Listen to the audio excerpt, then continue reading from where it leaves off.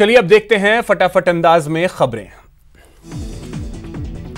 प्रधानमंत्री नरेंद्र मोदी ने जैन भिक्षु आचार्य विजय वल्लभ सुरीश्वर जी महाराज की 151वीं जयंती समारोह के अवसर पर वीडियो कॉन्फ्रेंसिंग के जरिए पाली जिले में शांति की प्रतिमा का अनावरण किया। 151 इंच ऊंची अष्टधातु प्रतिमा विजय वल्लभ साधना केंद्र जैतपुरा में स्थापित की गई है। जैन भिक्षु आचार्य विजय वल्लभ सुरीश्वर जी महाराज की यह मूर्ति 151 इंच की है और अष्टधातु से बनी है। इसका वजन 1300 किलो है। इस मूर्ति का नाम स्टैचू ऑफ पीस रखा गया है।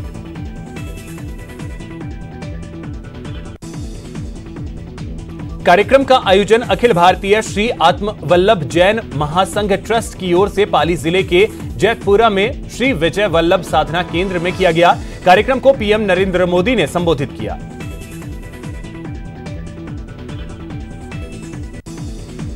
पीएम मोदी ने कहा कि आचार्य विजय वल्लभ जी ने शिक्षा के क्षेत्र में भारत को आत्मनिर्भर बनाने का अभियान शुरू किया था। उन्होंने पंजाब, राजस्थान, गुजरात, महाराष्ट्र, उत्तर प्रदेश जैसे कई राज्यों में भारतीय संस्कारों वाले बहुत से शिक्षण संस्थाओं की आधारशिला रखी। प्रधानमंत्री नरेंद्र मोदी ने कहा कि आचार्य विजय वल्लभ जी का जीवन हर जीव के लिए दया, करुणा और प्रेम से ओतप्रोत था। उनके आशीर्वाद से आज जीव दया के लिए पक्षी हॉस्पिटल और अनेक गौशालाएं देश में चल रही हैं। कांग्रेस के प्रदेश प्रभारी अजय माकन जयपुर के दौरे पर रहेंगे। कांग्रेस नेताओं के साथ चुनावी संवाद करेंगे। संवाद कार्यक्रम बिरला ऑडिटोरियम में मंगलवार को 11 बजे निर्धारित है। इस दौरान अजय माकन के नेतृत्व में एक बैठक का आयोजन किया जाएगा, जिसमें निकाय चुनाव और पंचायत चुनाव पर मंथन होगा। कार्यक्रम में प्रदेश कांग्रेस के सभी वरिष्ठ नेताओं को बुलाया गया है, जिसमें CM Ashok Gehlot, PCC chief Govind Singh Dotasra सहित अन्य कांग्रेस के नेता भी शामिल होंगे। बैठक में पूर्व प्रदेश अध्यक्ष और विधायकों के अलावा निकाय चुनाव हार चुके लोगों को भी बुलाया गया है। राज्य निर्वाचन आयोग ने जिला परिषद पंचायत समिति चुनाव स्वतंत्र, निष्पक्ष और पारदर्शी कराने के लिए 42 आईएएस और आरएएस अधिकारियों को नियुक्त किया है। सभी पर्यवेक्षक ग्रामीण सरकार के चुनाव के लिए राज्य निर्वाचन आयोग और रिटर्निंग अधिकारी के बीच में कड़ी का काम करेंगे और जिलों से जुड़ी सूचना राज्य चुनाव आयोग को भेजेंगे। टोंक जिले की पीपलू पंचायत समिति के वार्ड 19 से पंचायत समिति का सदस्य का चुनाव लड़ रही ममता देवी की प्रचार सामग्री में गड़बड़ी को लेकर रिटर्निंग ऑफिसर ने नोटिस जारी किया।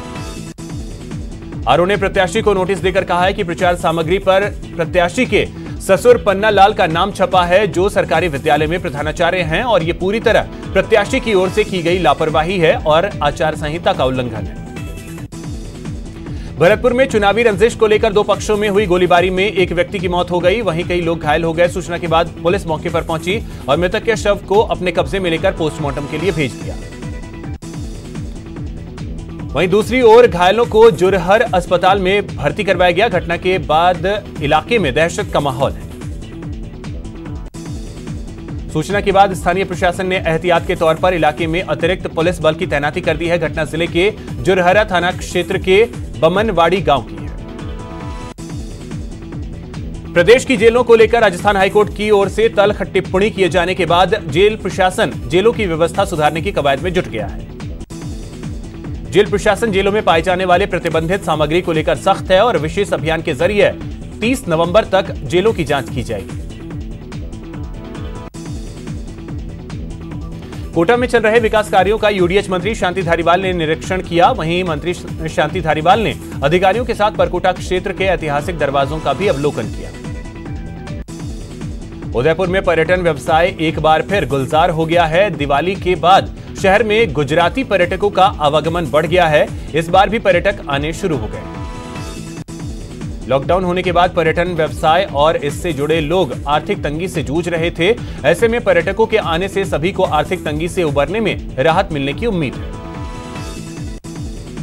बूंदी के नैनवा तहसील में मानपुरा गांव में किसानों ने सामूहिक हल पूजा का आयोजन किया। गाजे बाजे के साथ किसानों ने हल की पूजा की और मौसम का मिजाज बदलने और हल्की बारिश के बाद भी किसान डटे रहे।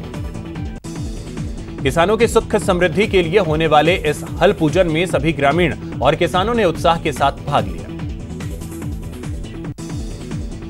करौली के मंडरायल और रोधई इलाके में देर शाम हुई तेज बारिश और आंधी से कई घरों को भी नुकसान पहुंचा है। आंधी के चपेट में आने से कई लोग घायल हुए हैं। ग्रामीणों के मुताबिक अचानक मौसम में बदलाव की वजह से रोधई गांव के किसान गोविंद सिंह का मकान पूरी तरीके से क्षतिग्रस्त हो गया।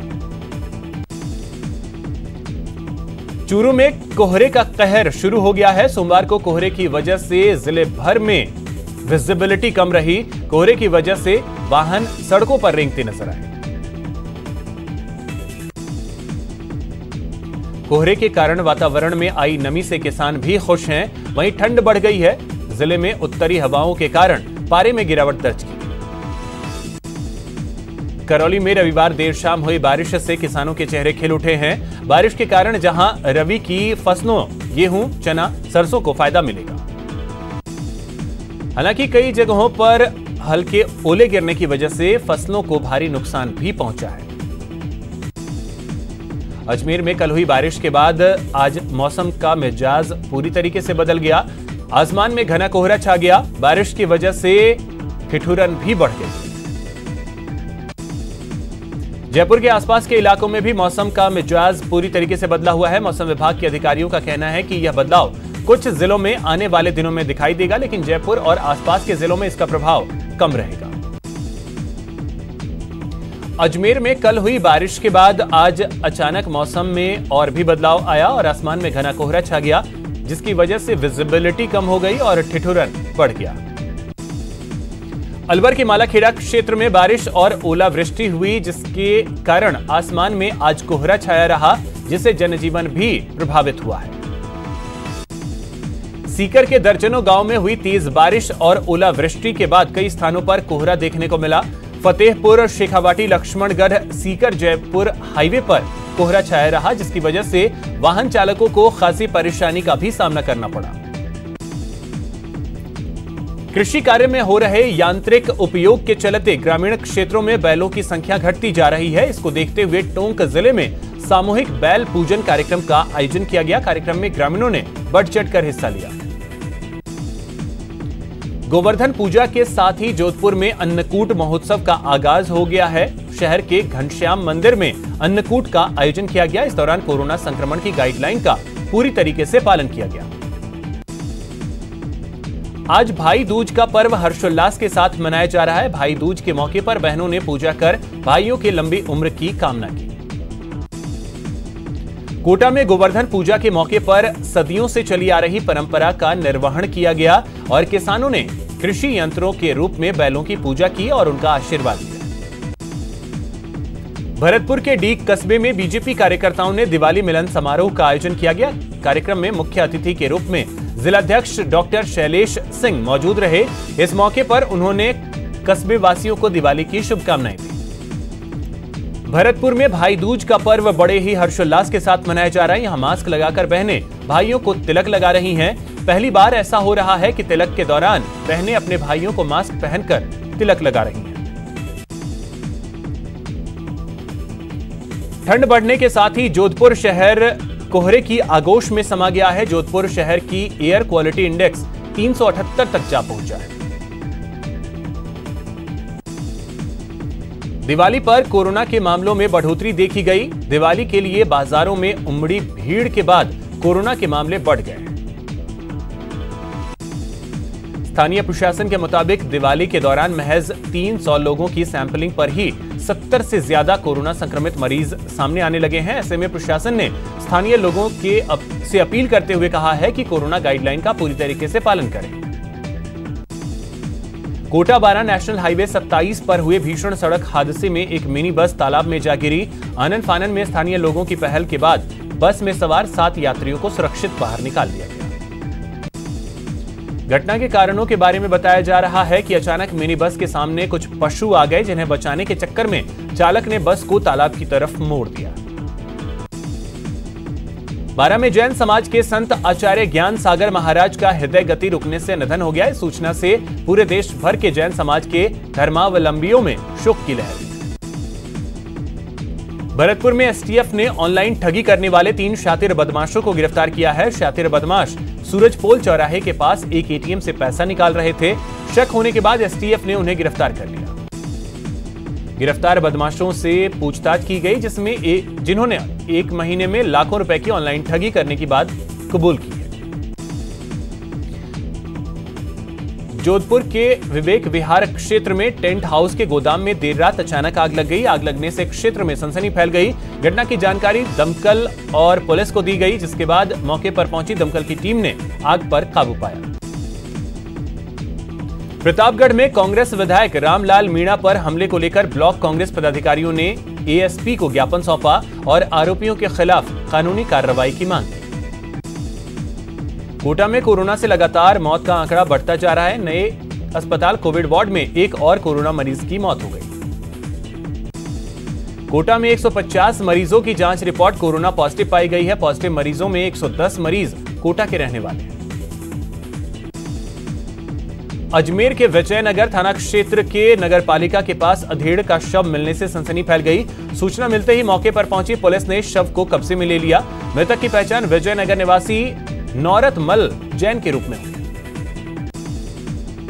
भरतपुर में डाली गई सीवरेज लाइन लोगों के लिए परेशानी का सबब बन गई है। सीवरेज लाइन डालने के बाद बनाए गए चैम्बर सड़क से आधा फीट ऊंचाई पर बना दिए गए हैं, जिसकी वजह से आए दिन हादसे होते रहते हैं।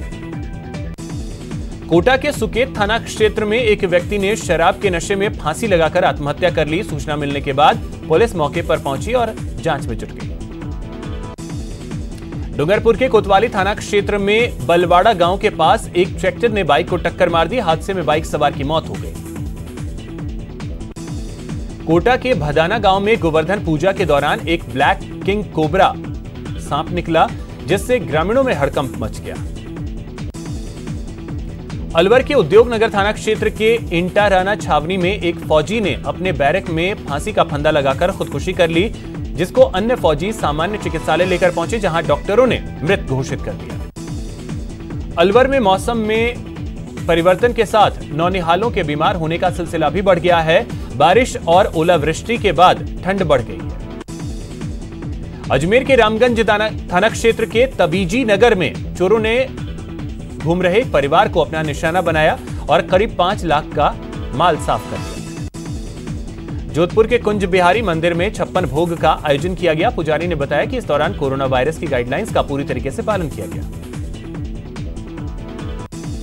दौसा के रामगढ़ पचवारा में बिरसा मुंडा की जयंती के उपलक्ष्य में एक कार्यक्रम का आयोजन किया गया। इस मौके पर लोगों ने उनकी प्रतिमा पर पुष्प अर्पित किए।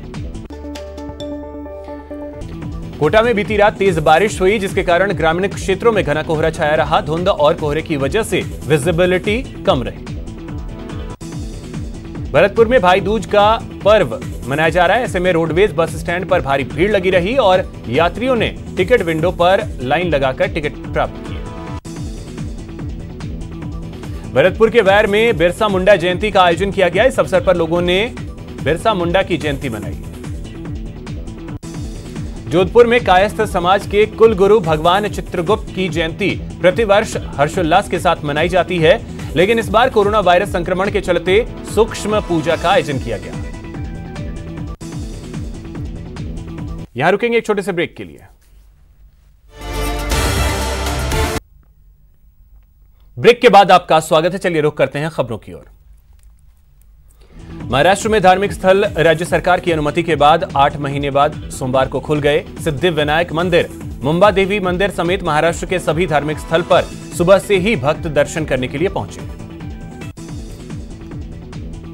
महाराष्ट्र में धार्मिक स्थल राज्य सरकार की अनुमति के बाद आज खुल गए। प्रसिद्ध सिद्धिविनायक मंदिर में भक्तों का तांता लगा रहा। केदारनाथ धाम में लगातार बर्फबारी जारी है। बर्फबारी से केदार नगरी सफेद हो गई है। भोलेनाथ के दर्शन के लिए काफी संख्या में भक्त पहुंच रहे हैं। पटना के राजभवन में शपथ ग्रहण की तैयारी पूरी कर ली गई है। शाम 4:30 बजे शपथ ग्रहण समारोह होगा।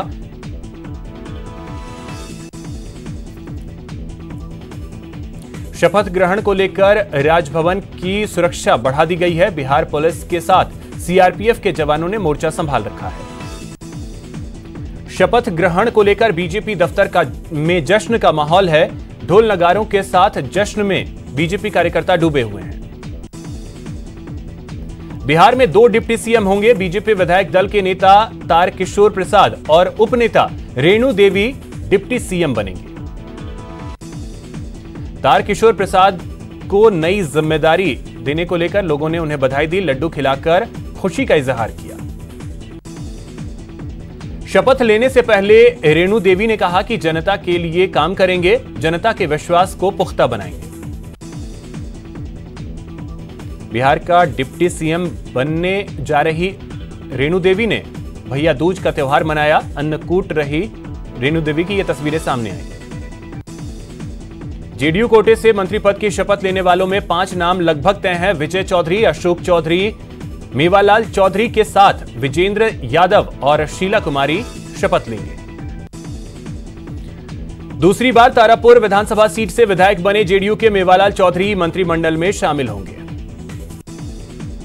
फूलपरास विधायक शीला कुमारी भी मंत्री पद की शपथ लेंगी। पहली बार जीतकर विधानसभा पहुंची शीला कुमारी ने नीतीश कुमार को धन्यवाद दिया। वीआईपी प्रमुख मुकेश सहनी भी मंत्री पद की शपथ लेंगे।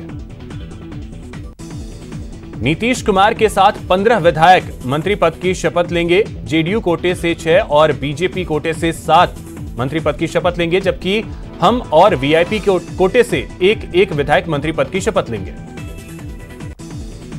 केंद्रीय मंत्री गिरिराज सिंह ने बिहार में नई सरकार के गठन पर खुशी जताई है। नई पारी के लिए नीतीश कुमार को शुभकामना दी है।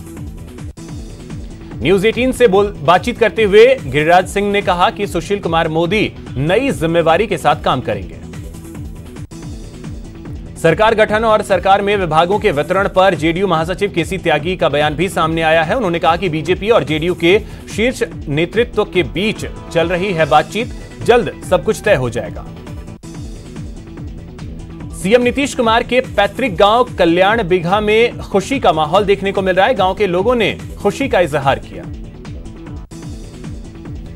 तेजस्वी यादव शपथ ग्रहण समारोह में शामिल नहीं होंगे। शपथ ग्रहण का वो बाइकआउट करेंगे। आरजेडी सांसद मनोज झा का नीतीश कुमार पर हमला, कहा नीतीश कुमार को बिहार की जनता ने खारिज कर दिया। तेजस्वी यादव के सवालों का जवाब देना होगा। शपथ ग्रहण समारोह में शामिल नहीं होंगी कांग्रेस। तेजस्वी यादव के फैसले के साथ है कांग्रेस। आरजेडी नेता शिवानंद तिवारी का कांग्रेस पर बड़ा हमला, कहा कांग्रेस की वजह से महागठबंधन की नहीं बनी सरकार। कांग्रेस ज्यादा सीट पर सिर्फ लड़ने की सोचती है, लेकिन उसे कैसे जीता जाए इस पर ध्यान नहीं देती।